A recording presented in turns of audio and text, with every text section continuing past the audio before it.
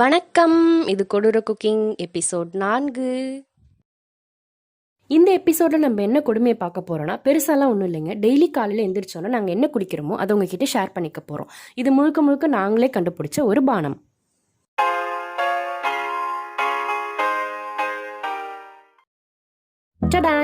இந்திய தொலைக்காட்சிகளில் முதன்முறையாக எங்கள் சேனலை பார்க்குறீங்கன்னா சப்ஸ்கிரைப் பண்ணிடுங்க. ஃபஸ்ட்டு மல்லி ஒரு ஆளுக்கு 1 ஸ்பூனுன்ற கணக்கில் எடுத்துக்கோங்க. நாங்கள் 3 பேருக்கு 3 ஸ்பூனில் எடுத்துருக்கோம். அடுத்தது மிளகு கொஞ்சம் எடுத்துக்கோங்க. அதுக்கப்புறமா சீரகம் கொஞ்சம் எடுத்துக்கோங்க. நான் 3 கப் தண்ணி எடுத்திருக்கேன், ஒருத்தருக்கு 1 கப்புங்கிற மாதிரி. அதுக்கப்புறம் அந்த நம்ம எடுத்து வச்சுருந்த மல்லி மிளகு சீரகத்தை இதில் போட்டுக்கலாம். ரொம்ப கொதிக்கணும்னு இல்லை, கலர் மாறுற அளவுக்கு கொதிச்சா போதும். பாத்திரத்தை நாங்கள் மாற்றிட்டோம், அதனால் உங்களுக்கு கம்மியாக தெரியுது. கலர் மாறின மாதிரி கொதிச்சதுக்கப்புறமா நம்ம பானம் ரெடி ஆயிரும். ஒரு கிளாஸில் நாங்கள் நாட்டு சர்க்கரை சேர்த்துக்கிறோம். நீங்கள் ஒயிட் சுகர் வேணாலும் போட்டுக்கலாம். பட் இது இயற்கையான பானம்ங்கிறதுனால இயற்கையான நாட்டு சர்க்கரையை நம்ம சேர்த்துக்கிறோம்.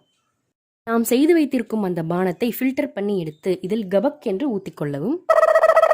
இதை இப்படியே குடித்தால் கூட சுவையாக தான் இருக்கும். ஆனால் நம்ம விடுவோமா? விடமாட்டோமே. அதனால் நமக்கு தேவையான அளவு லைம் ஜூஸ் கொஞ்சம் இதில் சேர்த்துக்கிறோம்.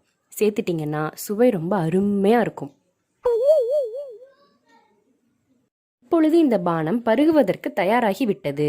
ஆனால் சோறு வச்சியம்மா, இதுக்கு ஒரு பேர் வச்சியா நீங்கள் என்ன கேட்பீங்க. அதனால் இதுக்கு என்ன பேர் வைக்கலான்னு கன நேரம் யோசித்த பிறகு அக்காமாலா கப்ஸை இன்ஸ்பிரேஷனாக கொண்டு இதற்கு மல்லி மாலா என்று பெயர் சூட்டுகிறேன். அடுத்த எபிசோட் வரும் வரை உங்களிடமிருந்து விடைபெறுவது ஐஷு மற்றும் பிங்கு. உங்களிடமிருந்து லைக் மற்றும் கமெண்ட்ஸ்களை எதிர்பார்த்து கொண்டிருக்கிறோம். வணக்கம்.